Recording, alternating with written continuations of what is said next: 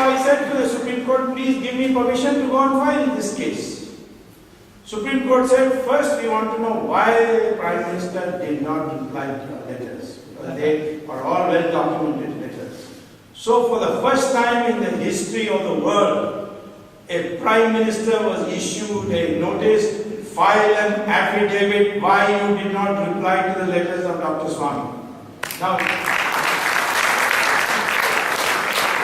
when you see Supreme Court asks you to file an affidavit, it usually means they don't trust your word. And it's a great slur of the Prime Minister. So there was the immediate halabaloo that Prime Minister must resign. But I took the stand, no, this Prime Minister should not resign. Why? People said, what's the matter with you? Just when you are about to win a major victory, you have thrown it away like this. I said, who will come in his place? The party is not going to select the next Prime Minister. It is Sonia Gandhi who is going to select the next Prime Minister. Why I should? And who is better than Manmohan Singh? The minus point of Manmohan Singh is that he is a spineless, boneless creature.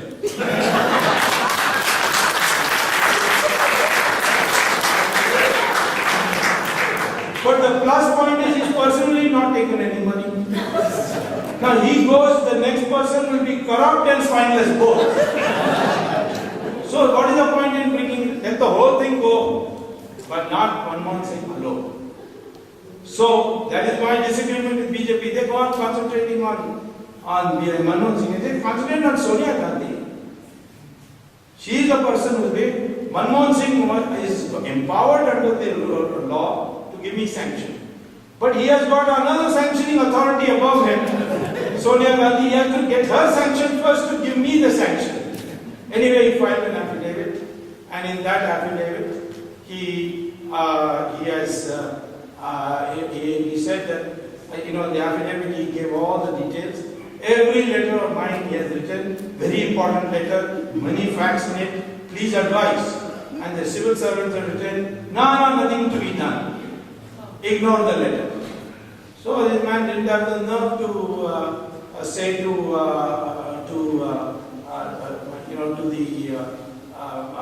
the officers, what do you mean? I know the law. He doesn't know the law. He knows economics but doesn't know the law.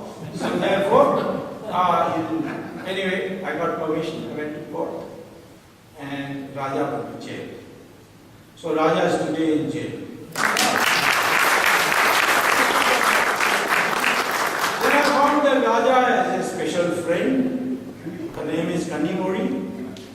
And I'm not going to define what special friend means, but she's a special friend. And she was a director of a company, television company.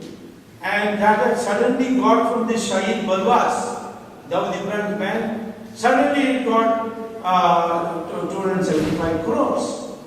So therefore, I said she has got to give an explanation now why she got that money. Because Shahid Balwas gave the money.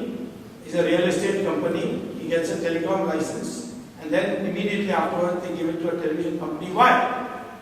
So they have to give an explanation. She couldn't give any explanation. She is also confident.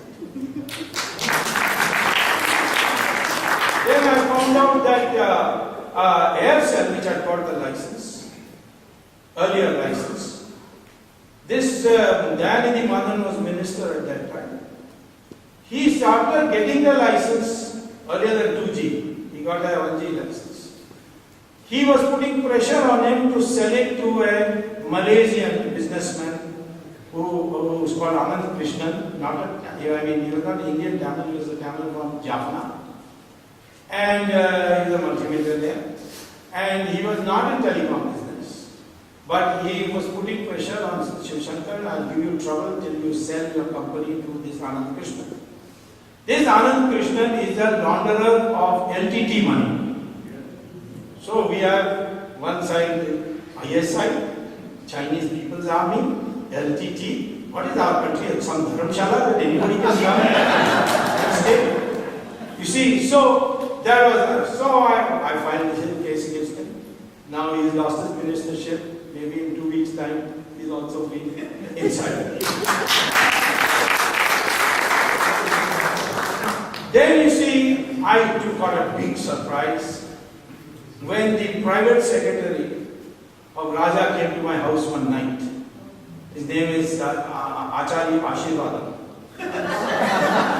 And he said, I am Ashirvadam, private secretary. Private secretary doesn't mean PA, it means that it's a government, it's an IAS post.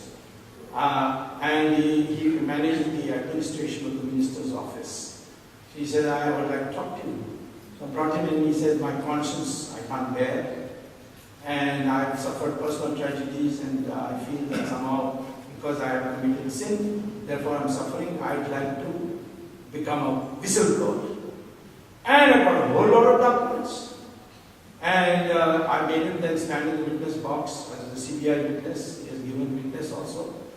In the document I found that in 2006, at the urging of Dayanidhi Malan, the Prime Minister agreed that the price of spectrum will be decided not by cabinet, but by two ministers, the finance minister and the telecom minister jointly.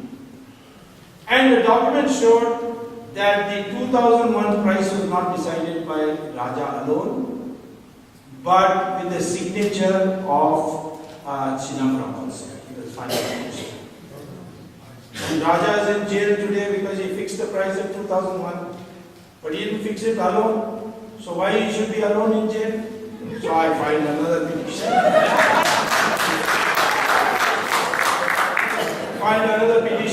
Which was heard on 13th May, that Chidambaram should also be made an accused. The court heard me, and I tell you, the judge's eyes did not work because Chidambaram has used all these public relations companies and all to get given image as he somehow very knowledgeable, educated minister. But he is the most crooked of all. And he's probably got the second highest amount of money in Switzerland banks.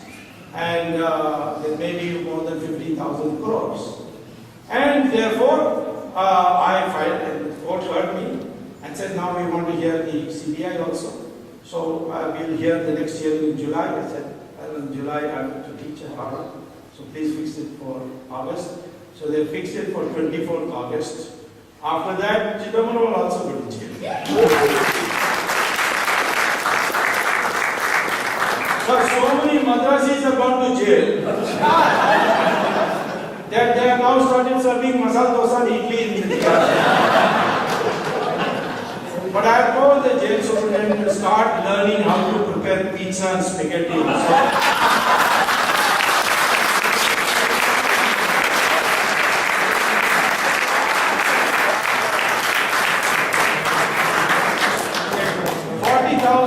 $40,000 crores, $40 billion lost to the country, but the bribe amount is 60,000 crores. And it has been shared 36,000 to Sonia Gandhi, 3,000 only for Raja, only 3,000 crores, small amount. 5,000 crores to Chidambaram. That makes it 8,000 plus 36,000, 44,000. Remaining 16,000 crores went to Karnamini. And justifiably because he's got 3 wives and a lot man.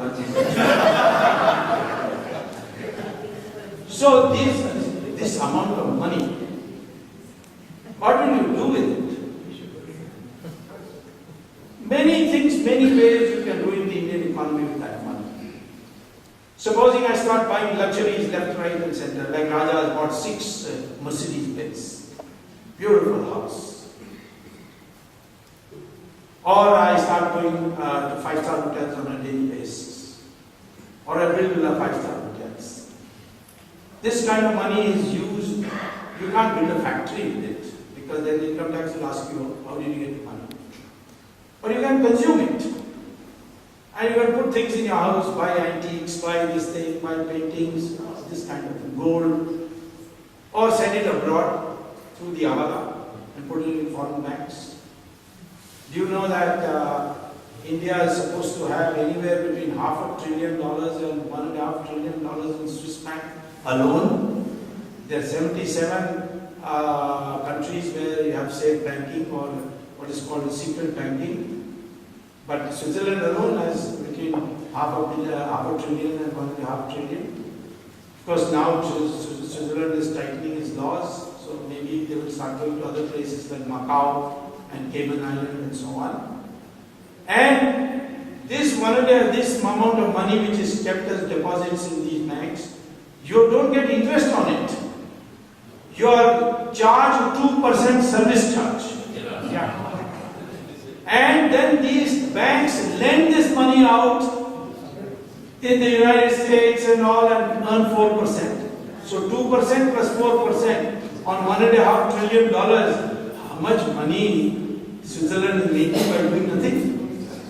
And all on our expenses, at our cost. So anyway, some of it goes abroad. I will talk a little bit about this a little later. And in the country, it is used for weddings, it is used for luxury consumption. So all the investors say, why we should produce for the common man, cloth, things like that. Let us go in for luxury goods production, because that's where the rate of return is very high. So the whole investment priority gets distorted. And today, 70% of our investment is going directly or indirectly to producing luxury goods. In a country where you are showing that in 2 years, 2 lakh farmers have committed suicide. How many people live in slums? So this is one negative effect. They use black money in property. You can't get a flat now in Bombay for 25 lakh rupees, decent flat. Every property price is shot up. So this is the second thing. Then there are other things that are also happening. You got your government has now said you can have forward trading in food grains and in vegetables and in sugar and all that. So with this cash, you go to the farmer and say, don't send it to the market, or you go to the wholesale market and buy wholesale and put it in a godown. Prices will shoot up. And today, inflation is growing at 16% per year. When our growth rate of the economy is 9%. Now I teach in my class in Harvard that if the supply increases, then the prices will come down. But India has made my economics irrelevant.